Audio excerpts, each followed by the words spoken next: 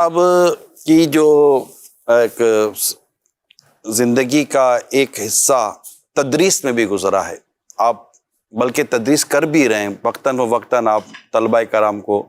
آپ کو پڑھانے کا سلسلہ آپ کا جاری، تخصص الفقہ ہے، دورہ حدیث شریف ہے، بیان کرتے ہیں۔ اسی طرح جب آپ یو کے جاتے ہیں تو وہاں بھی ہمارے طلباء کرام آپ کے ساتھ بیٹھتے ہیں اور آپ کو کافی کوشش کرتے ہیں ان کی پریشانی بھی دور ہو۔ میں آپ سے یہ عرض کرنا چاہوں گا کہ کیا کوئی ایسا طالب علم بھی ہے کہ یا ایسے طلباء کرام ہیں کہ جو آپ سے جب انہوں نے بات کی اور آپ کو ان کا بات کرنا بڑا مطلب ایک خوشگوار لمحہ آپ کو لگتا ہو کہ یار یہ بھی ہوتے ہیں، یار ایسا کچھ ہے؟ ایسے طلباء میں ایسے بہت ہوتے کہ جنہوں نے ماشاءاللہ اتنا کچھ پڑھا ہوتا ہے یا ان کی ذہانت ایسی ہوتی ہے کہ واقعی عقل دنگ رہ جاتی ہے طلباء کرام کی، طلباء کرام کے اندر بھی۔ اسٹوڈنٹس ہو جامعۃ المدینہ کی؟ جی مجھے ایک مرتبہ یاد ہے، غالباً فیصل آباد کے ایک اسٹوڈنٹ تھے،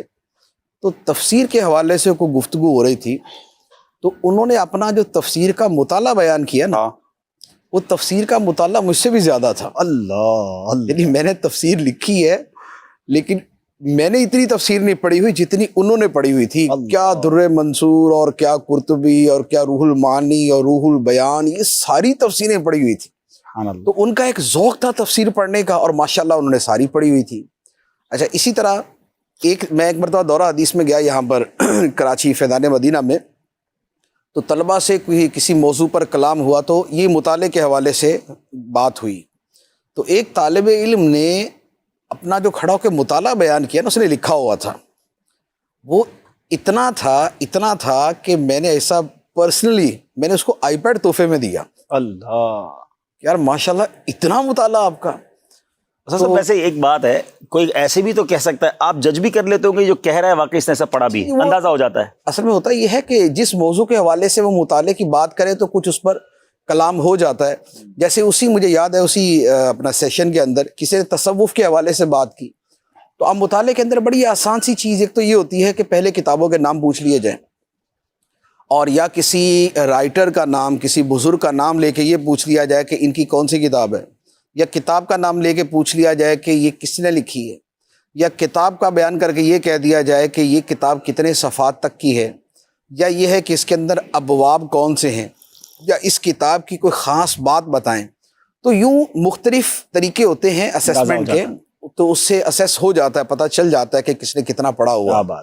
تو یوں ماشاءاللہ میں نے تو آپ سے ویسے بھی عرض کیا ہوا ہے کہ ہمارے ہاں ٹیلنٹ اتنا الحمدللہ اتنا زیادہ ہے کہ اگر اس ٹیلنٹ کو پراپر سرچ کیا جائے، جسے ٹیلنٹ ہنٹنگ کہتے ہیں، اور ان کو پراپر جگہ پہ استعمال کیا جائے، تو شاید اس وقت جتنے ہمارے پاس افراد موجود ہیں ان سے 10 گنا زیادہ افراد ہمیں بیٹھے بٹھائے مل سکتے ہیں۔ طلباء کے اندر اب جیسے یہ اپنے ہمارے مفتی حسان صاحب تھے، یہ طالب علم تھے، تو میں اس وقت بھی کہا کرتا تھا کہ ہمیں یہ نہیں پتہ ہوتا کہ کس طالب علم نے کل جا کے شیخ الحدیث بننا ہے، کس نے مفسر بننا ہے، کس نے محدث بننا ہے۔ ہمارے جتنے بھی مصنف، محدث، مفسر، شیخ الحدیث، مفتی بنے ہیں، یہ ایک زمانے میں وہی جامعہ کے اندر پڑھنے والے اور وہی ٹاٹ پہ سونے والے اور وہی دال کھانے والے اور وہی روٹین کی زندگی گزارنے والے تھے،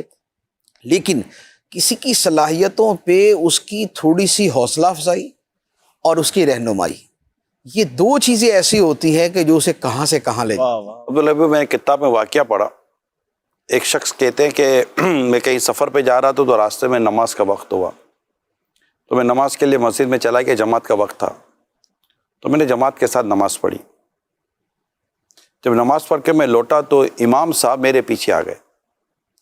اور مجھے میرا نام لے کر سلام کیا۔ میں بڑا حیران کہ سفر میں ہوں، راستے میں ہوں، اس مسجد میں میں لگے آیا نہیں ہوں، اور میں امام صاحب کو پہچان نہیں سکا۔ میں امام صاحب آپ میرا نام کیسے جانتے ہیں؟ کہ آپ نے مجھے پہچانا نہیں؟ کہا نہیں، میں نے آپ کو پہچانا نہیں۔ کہا میں آپ کا طالب علم ہوں۔ وہ اصل میں جو نماز کے لیے آئے تھے وہ ٹیچر تھے، استاد تھے، میں آپ کا طالب علم رہا ہوں۔ پھر اس نے اپنا بتایا کہ میں کون سی کلاس میں آپ کا طالب علم تھا۔ کہا آپ نے مجھ سے کلاس میں ایک دفعہ آپ نے کلاس میں نماز کا سوال کیا تھا اور میں نے اس کا جواب صحیح دیا تھا۔ اور آپ نے خوش ہو کر مجھے اپنی گھڑی اتار کر دی تھی کہ آپ اتنی خوش ہوئے تھے میرے جواب سے، اور میں نے اسی وقت نیت کی تھی کہ میں اب مسجد کا امام بنوں گا، واہ اور یہ گھڑی آج بھی میں نے پہنی ہوئی ہے۔ اللہ اللہ، اب اس استاد کو کتنی خوشی ہوئی ہوگی، اب اس استاد کو کتنی خوشی ہوگی سب سن کر، ہاں مطلب وہ وہ امام بن گیا۔ اس کا ایک رزلٹ اس کے سامنے آیا نا، آپ جسے کہتے تھے کہ اچیومنٹ، ایک نتیجہ جب سامنے آتا ہے تو کتنا مطلب کہ ایک مزہ آتا ہے، تو حوصلہ افزائی جو ہے نا بڑا کام ایسا امام شعبی یا امام اوزاعی یا امام نخعی، یہ تین بڑے امام ہیں، ان میں سے کسی ایک کا واقعہ ہے کہ ایک مرتبہ یہ کسی جگہ گئے تو وہاں دکان پہ ایک نوجوان بیٹھا ہوا تھا، تو نوجوان کے چہرے کو دیکھ کے ایک ہوتے نا کہ ایک آثار نیکی کے اور علم کے اور ذہانت کے، تو فرمایا کہ بیٹا تم کاروبار کرو گے تو بہت ترقی کرو گے، لیکن اگر تم علم پڑھو گے تو بہت زیادہ ترقی کرو گے۔ تو انہوں نے کہا اچھا، ان کے دل پہ بڑا اثر ہوا، تو انہوں نے اپنی تجارت کو موقوف کیا اور علم دین کے اندر مشغول ہو گئے، اور پڑھتے پڑھتے پھر وہ امام اعظم ابو حنیفہ بن گئے۔ سبحان اللہ، پتا یار، اللہ اکبر، کیا بات، یہ امام اعظم رحمۃ اللہ اچھا علیہ یہ نام سن کر کیسا لگا ہے عبداللہ کیا بن گئے، بن کیا گئے، اللہ۔ یہ واقعی امام اعظم کا ہے، لیکن وہ دیکھیں نا جنہوں نے حوصلہ افزائی کی، ان کے لیے حوصلہ صدقہ افزائی جاریہ، کی اور جنہوں نے توجہ دلائی، صدقہ جاریہ تمہارے کیسا اندر ہو۔ ذہانت، جیسے اعلیٰ حضرت امام علیہ سنت نے صدر الشریعہ علیہ رحمہ کو لے لیا، مکتب میں تھے، ہوا کرتے تھے، اور اس طرف لیا تو وہ صدر الشریعہ بن گئے۔ کیا بات ہے۔ عبدالحبیب، آپ کا کوئی زمانے طالب علمی کا خوشگوار واقعہ، ماشاءاللہ امجدیہ میں بھی پڑھتے رہے، اس طرح مفتی امین صاحب کے پاس بھی پڑھتے رہے، تو کچھ جامعۃ المدینہ کی ایز اے رکن شورا آپ اس کو ہیڈ بھی کرتے ہیں، تو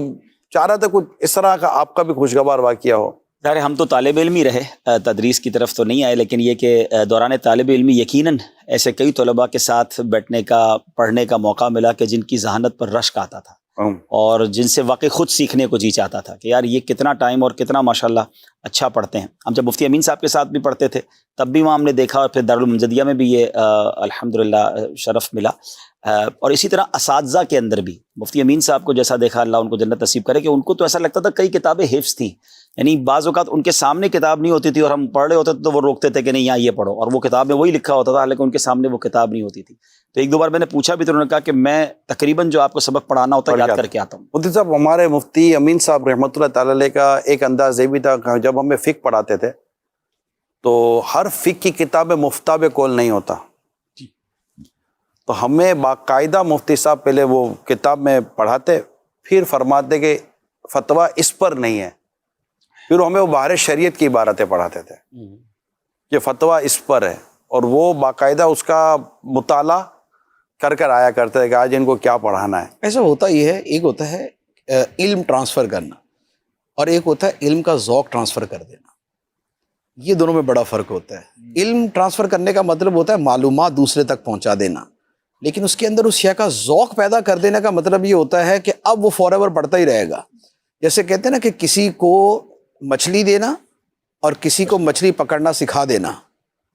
جس نے مچھلی دی اس نے ایک دن کا کھانا دیا، اور جس نے مچھلی پکڑنا سکھایا اس نے پوری زندگی کا کھانا دے دیا۔ تو جس نے علم دیا اس نے اتنا ہی علم دیا، لیکن جس نے علم کا ذوق پیدا کر دیا اس نے ہزاروں کتابیں اس کے اندر ڈال دی۔ آپ کو عبدالحبیب بھائی اس بات کا اندازہ ہوگا کہ استاد امین صاحب باقاعدہ پوچھا کرتے تھے ہم سے، ہماری روٹین کا پوچھتے تھے کیا کرتے ہو، اور اس طرح کی ان کی رائے بھی دیتے تھے، یہ کرنا چاہیے آپ کو، یہ والی فیلڈ اختیار کرنی چاہیے۔ یہ جو ذوق والی بات کی نا استاد صاحب، اگر میں نے درس نظامی کمپلیٹ کیا نا تو اس میں مفتی امین صاحب کا یوں کردار تھا، مجھے تو ویسے ہی کوئی دوست لے کے چلے گئے کہ بھائی سب پڑھ رہے ہیں رات کو آپ بھی پڑھیں، میں نے کہا میں کیا کروں گا، چلیں آپ۔ لیکن جب ہم خامسہ تک پہنچ رہے تو میں نے مفتی صاحب کو بہت پہلے سے کہہ دیا تھا میں رات کو آ سکتا ہوں، میں صبح اٹھ بھی نہیں سکتا اور صبح پڑھ بھی نہیں سکتا۔ انہوں نے اس وقت تو کچھ نہیں کہا، جب خامسہ میں ہم پہنچ گئے نا تو پھر مجھے بٹھا کے سمجھایا کہ یار 5 درجے پڑھ لیے، اب کیا دورہ حدیث سے پہلے چھوڑ دو گے؟ میں نے سب صبح جا ہی نہیں سکتا، میری روٹین ہی نہیں ہے، میں تو دوپہر کو اٹھتا ہوں، رات ہم لوگ دیر تک۔ کہہ رہے نہیں، مجھے خود لے کر کے دارالمنجدیہ اور خود جا کے انہوں نے میرا داخلہ کرا، اور وہ ذہن دیا کہ نہیں چھوڑنا نہیں ہے، پورا کرنا ہے۔ پوچھتے تھے مفتی صاحب، ہم امجدیہ میں تھے نا، جیسے میں امجدیہ میں بھی گیا تھا تو ہم مفتی امین صاحب نے ہم سب کو امجدیہ میں ہی پہلے پرائیویٹلی پڑھایا، اس کے بعد ہمیں امجدیہ میں ابتدائی تھا جامعۃ المدینہ، تو وہاں بھیجا تو مفتی صاحب پیچھے پوچھا کرتے تھے استاد صاحب ہمارے جانے اور ہمارے پڑھنے کے تعلق، ہمارے اساتذہ سے بھی بات کرتے تھے کیا ہوا، اور جب میں اولا پڑھ آپ نے جیسے کہا نا تو تدریس کا، تو جب میں نے اولا پڑھا تھا مفتی صاحب، آپ کہتا امین صاحب لکھواتے تھے، وہ کہتے تھے پڑھائیں، وہ کہتے تھے روز پڑھائیں. پھر مجھے کہا تھا کہ آپ تم پڑھانا شروع کرو. میں کہتا ہوں آپ تم اولا پڑھاؤ، ہم اصول ساشی اور آگے کتاب وہ تک تھے، تو اب تم اولا پڑھاؤ. میں کیسے پڑھاؤں؟ کہ جو بھی فجر کے بعد یا کسی وقت بھی ایک دو نمازی کو، دو تین نمازی کو ذرا موٹیویٹ کرو اور لے کر بیٹھ جاؤ، اور پڑھاؤ گے تو آپ کو اولا یاد ہو جائے گا. بڑے حیرت انگیز ہوگا یہ سب آپ کے، تو پڑھنے کے اوپر لوگوں کو یقین بڑی مشکل سے آیا ہوگا، تو پڑھانے کے اوپر تو پھر اتنا ٹائم دینا اور زمان. نہیں، وہ تو پڑھانا شروع کر دیتا ہوں صاحب. مجھے میں الحمدللہ گلزار ابھی مسجد میں وہاں فجر کے بعد کا درس، فجر کی نماز تو درس کی ترکیب وہی تھی، گلزار میں وہیں سامنے رہتا تھا، تو فجر کی نماز کے بعد پھر وہ مل گئے تھے پکا ہو جائے گا پڑھاؤ گے، اور انہوں نے پڑھنا شروع بھی کیا، اور میں نے کہا تو خوش بھی ہو رہے تھے کہ یار پڑھانا شروع کر دیا ہے. اس سے واقعی پتہ چلا کہ یہ پڑھانے سے آپ کی پڑھائی کتنی مضبوط ہو جاتی ہے. ایسا دوبارہ تھوڑی سی ترکیب بنائے نا پڑھانے کی. اب تو دعا کر اللہ تعالیٰ مدنی فیس دے کے لوگ پڑھیں گے، غفلت دور ہو. میں آپ کی ویسے ہی آپ کی جماعت کے اندر یعنی کہ درجے کے اندر جو نا ساری شورا کو شامل ہونا چاہیے. اس کا ہر دوسرے تیسرے مہینے مشورہ ہوتا ہے، مشورہ کر رہے تھے. کال لیتے